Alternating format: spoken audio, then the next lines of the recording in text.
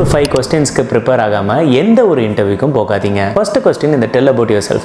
இது பேசிக்காக எல்லாரும் கேட்கறது தான். மொத்த கெரியருமே எவ்வளோ ஷார்ட் அண்ட் ஸ்வீட்டாக நீங்கள் சொல்கிறீங்கன்றதை வச்சு தான் உங்கள் மேலே ஒரு குட் இம்ப்ரெஷன் அவங்களுக்கு வரும். டெல் அபவுட் யுவர் செல்ஃபை நல்லா ரெடி பண்ணுங்க. செகண்ட் கொஸ்டின், எதுக்காக அந்த கம்பெனிலேருந்து ரிலீவ் ஆகுறீங்க? நீங்கள் ஒரு பெட்டர் ஆப்பர்ச்சுனிட்டி தேடுறீங்கன்றதை மட்டும் சொல்லுங்கள். அந்த கம்பெனியில் எந்த பிரச்சனை இருந்தாலும் அதை இவங்களோட ஷேர் பண்ணாதீங்க. தேர்டு வந்து, எதுக்காக எங்கள் கம்பெனி ஜாயின் பண்ணணும்னு நினைக்கிறீங்க அப்படின்ட்டு கேட்பாங்க. ஒரு கம்பெனிக்கு இன்டர்வியூக்கு போகிறதுக்கு முன்னாடி அந்த கம்பெனியை பற்றி டீட்டெயில்டாக ரிசர்ச் பண்ணி அந்த கம்பெனி என்ன பண்ணுதுன்றதை தெரிஞ்சுட்டு அதுக்கப்புறம் உங்களோட வேலை அந்த கம்பெனியில் என்ன இருக்கும், அந்த ரோல்ஸ் அண்ட் ரெஸ்பான்சிபிலிட்டிஸ்லாம் நல்லா படிச்சுட்டு போங்க.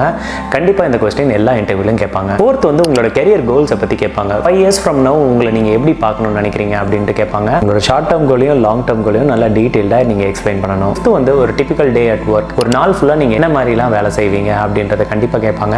ஸோ அதையும் நீங்கள் தெளிவாக பாயிண்ட் பை பாயிண்ட்டாக நீங்கள் சொல்லணும். ஸோ இந்த 5 கொஸ்டின் ரெடி ஆகாமல் எந்த ஒரு இன்டர்வியூக்கும் போகாதீங்க.